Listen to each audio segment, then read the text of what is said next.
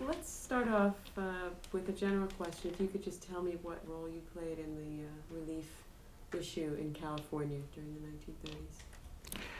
Well, I was employed by the Department of Social Welfare to make a survey of the welfare laws of the state with the idea of revising them and codifying them.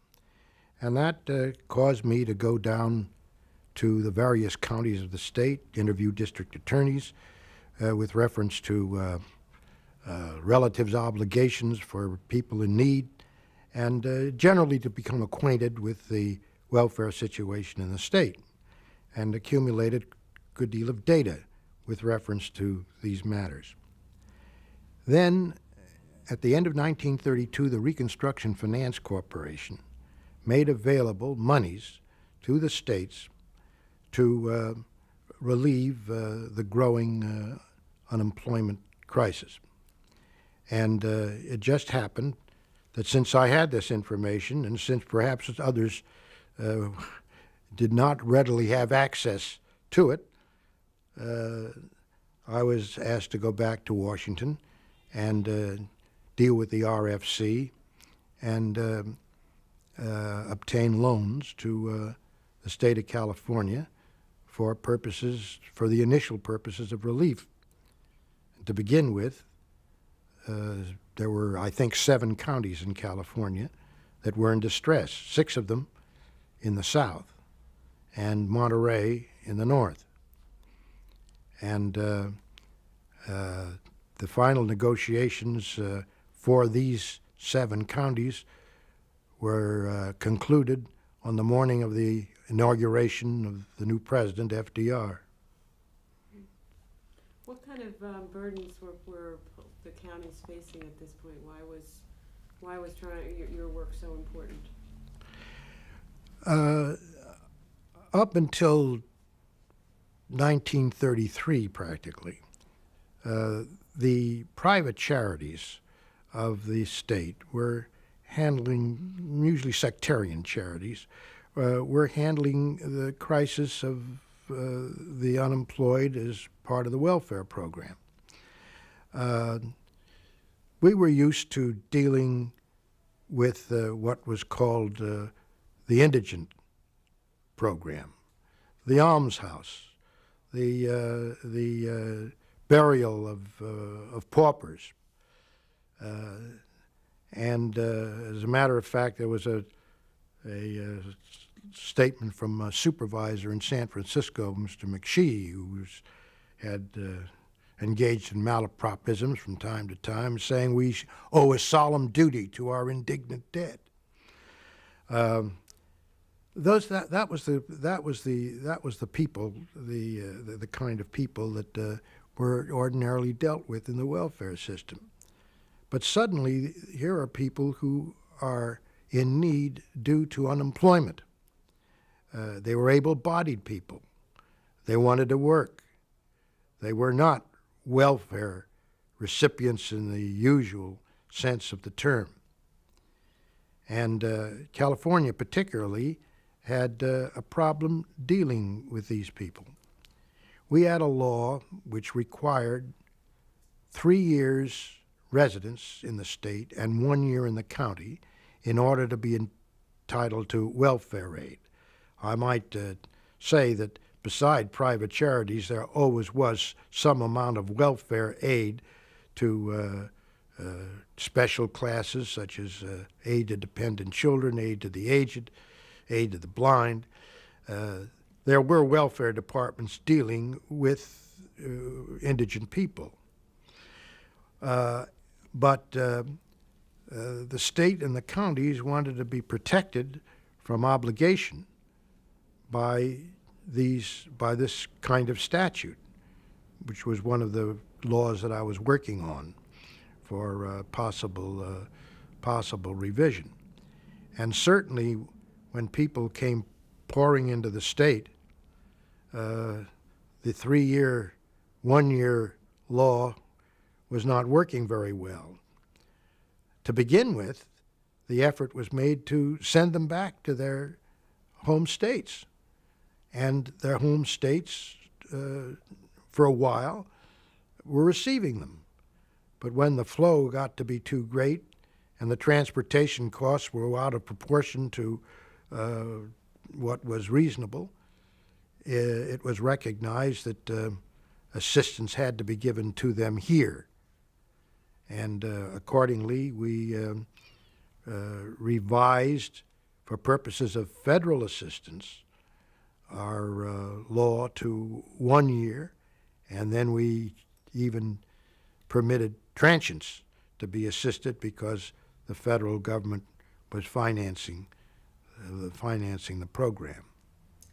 Let's talk a little bit about later on in the decade, the flow really, as you're saying, continued to increase and got to be so great.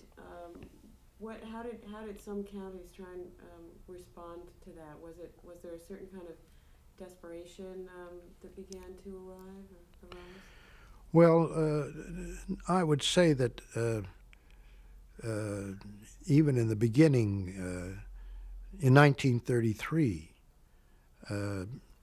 Mr. Hopkins advised that each state should create an emergency relief administration, a state emergency relief administration.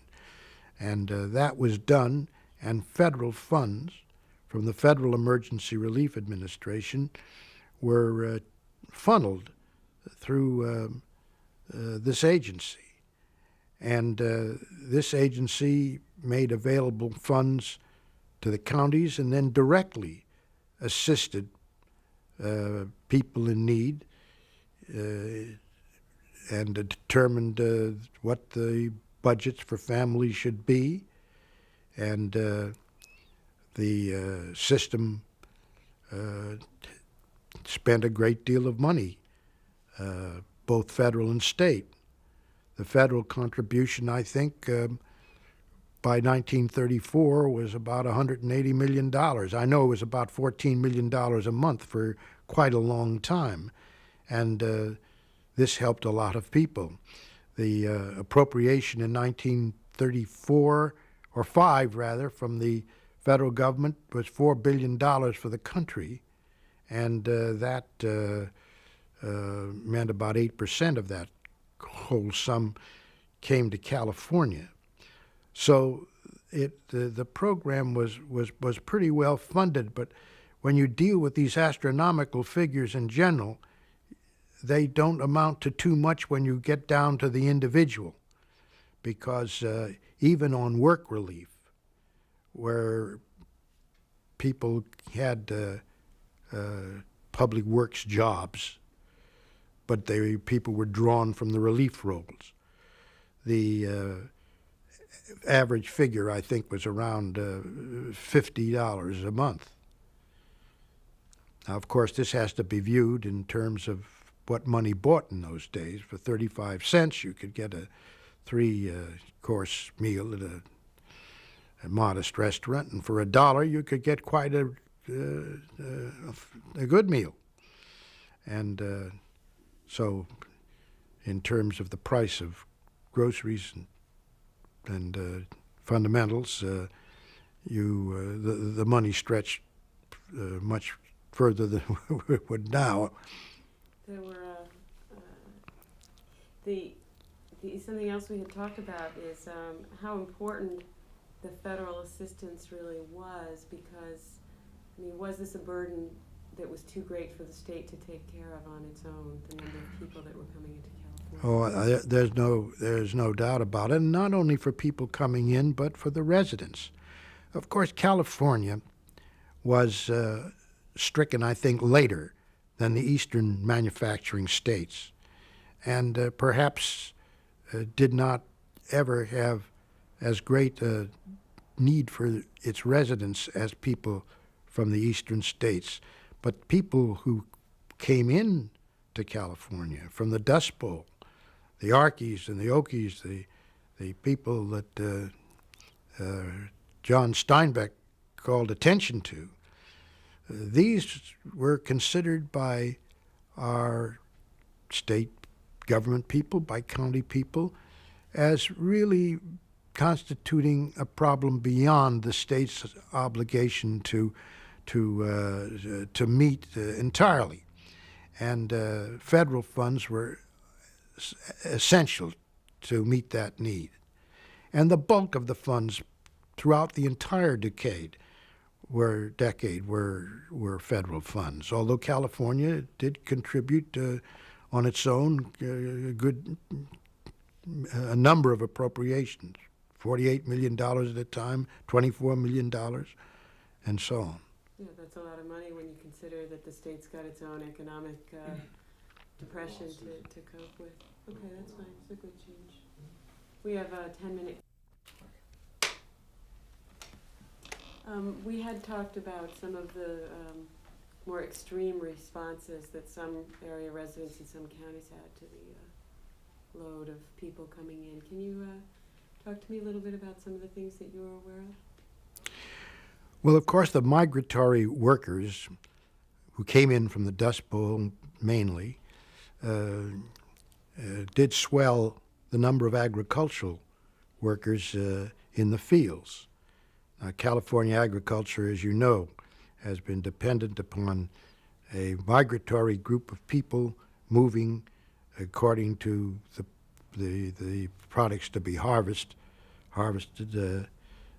from county area to county area, from south to north, beginning in the Imperial Valley. And when the harvest season for one county is over, they proceed to other counties. And in one situation that I recall, a report was received that the harvest season being over and a harvest season not being ready to begin in the adjacent county, the supervisors, the board of supervisors of the upper county sent a note to the supervisors in the lower county that if these people, these migratory people, try to cross the border, they'll be met with shotguns. So that gives some idea that there was tension in the fields, and tension because of the number of people coming from the outside. Yeah, it seems like, again, it's just an example of the way the state was so overwhelmed. I mean, it was more than relief rolls could handle. For a time, some people thought if we just met these people at the border and convinced them that California was not the place to come, they'd turn back. But that wasn't a very practical solution. I don't think it was carried out to any extent. Yeah, there were some efforts in '36 to do that, but you're right, it didn't last too long. Yeah. I wonder if you can describe a little bit for me the kind of atmosphere that there was at some of these emergency relief committee hearings. That, was there a great deal of debate about how to provide, what we should do, what our responsibility was? Well, the Emergency Relief Administration was headed by an Emergency Relief Commission, and that commission appointed its executive. And the commission determined policy with reference to the expenditure of funds within limits set by the legislature. I recall that Archbishop Hanna was the first chairman of that commission, and if there were too many protests and the meeting was almost about to get out of hand, he would recess, count his beads, and then resume when things were calmer. Most meetings were businesslike and calm, but there were protests from relief workers who felt that their wages were not sufficiently high, or their budgets for the families were too low, or that there were better ways of extending relief than the relief administration was administering, that the work projects were either too extensive or not extensive enough. There was criticism from many that the work program represented too high a cost, that it was better to keep people on the dole. than to have work relief, that there were too many leaf clearing projects and not enough substantive ones. But the commission had to deal with all these matters and felt that work relief was the better procedure, that people might get used to living on the dole. As a matter of fact, the migratory workers were somewhat affected by that. And in the transient camps, if they felt a little bit more comfortable there, because the facilities provided by the ranches and farms where they were working were not very good, there was a little tendency in some places to remain in camp and not to go out into the fields. So the methods of relief were a matter of discussion. And then there were the self-help people who felt that the whole program should be converted to helping self-help cooperatives, which I can discuss in more detail if you wish. Well, I guess what I wanted to ask is, was this whole issue of how do we provide for poor people really a critical question during those times, do you think? Well, of course, the best procedure was always an issue.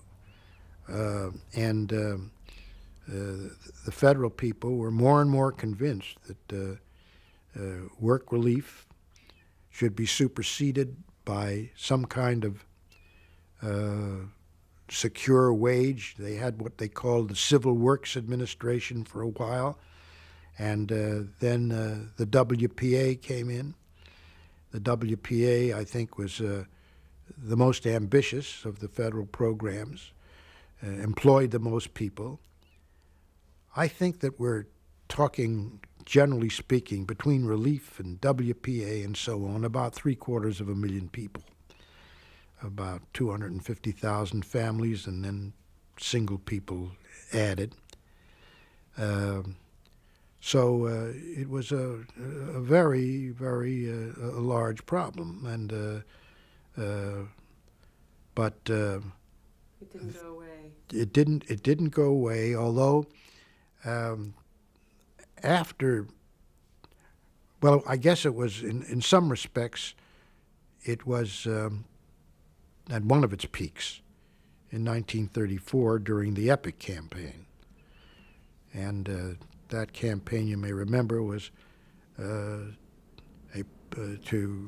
elect a governor, Upton Sinclair, a socialist, who believed that a huge network of self-help cooperatives was the solution for the relief program.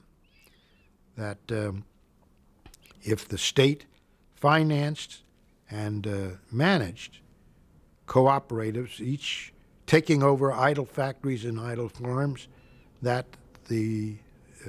was the solution to the whole relief program. Yeah, the 1930s were really this time where there's this great deal of debate about how do we solve this problem. And this was a kind of a semi-socialist solution, because the state was to manage the general cooperative program through subsidies and some regulation, but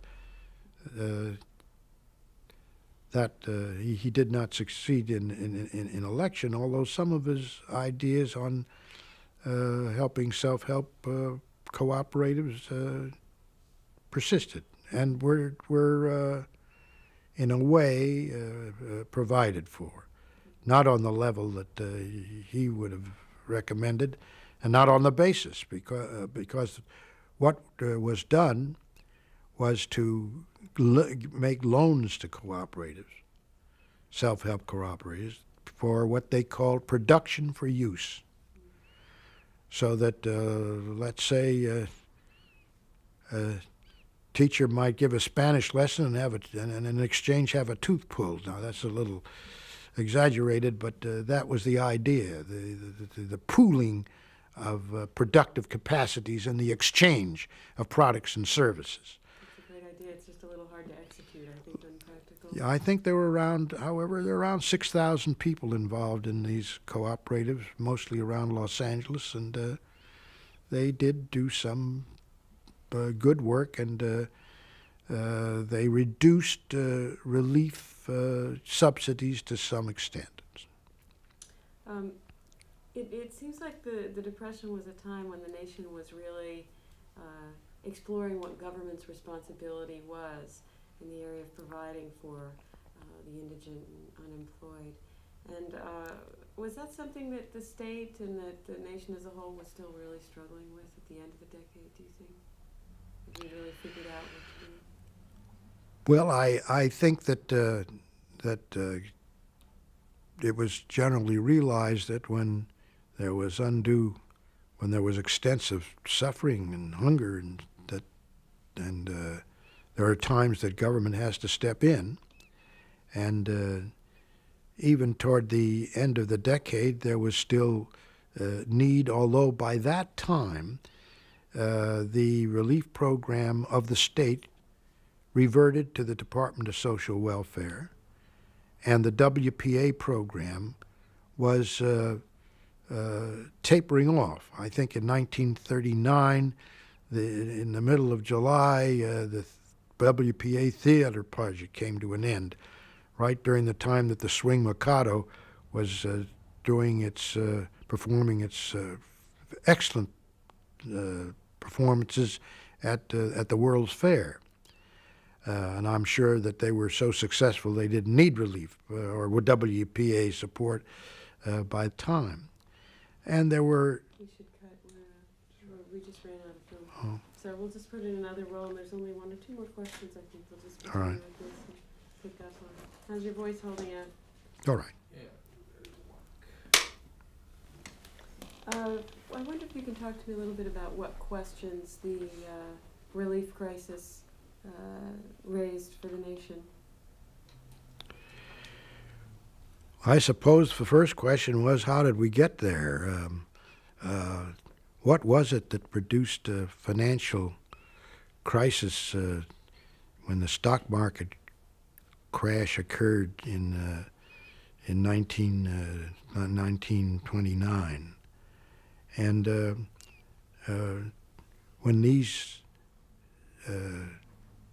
issues occur, questions occur, who's ultimately responsible?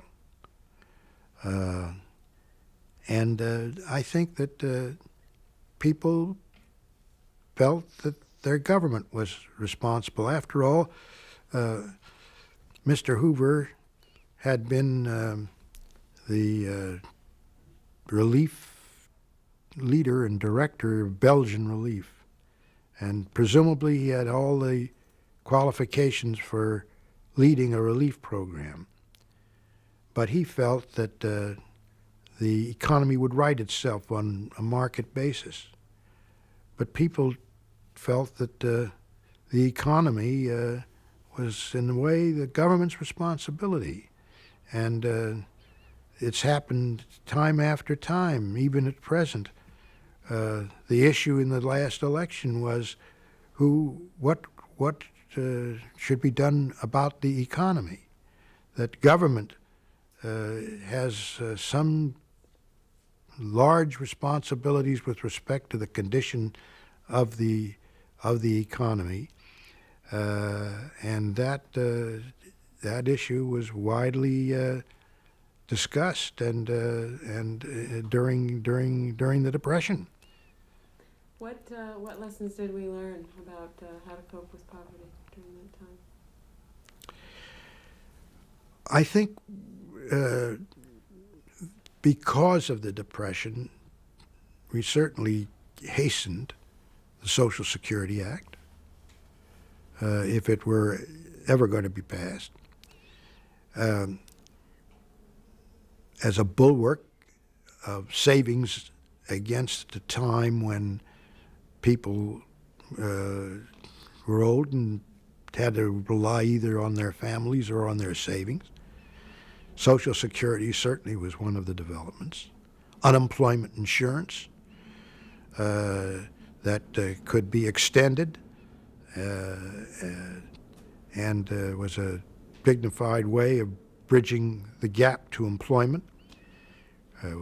We realized we couldn't do away probably with welfare relief entirely, but these were certainly constructive, constructive answers. Some lessons I don't know that we learned at the time of the Depression, but we developed them, I think, the answers incrementally. I'm talking about, for example, the migratory workers. Toward the end of that decade, when defense industries picked up in connection with helping the Allies at first, and then, of course, we got involved in the war itself,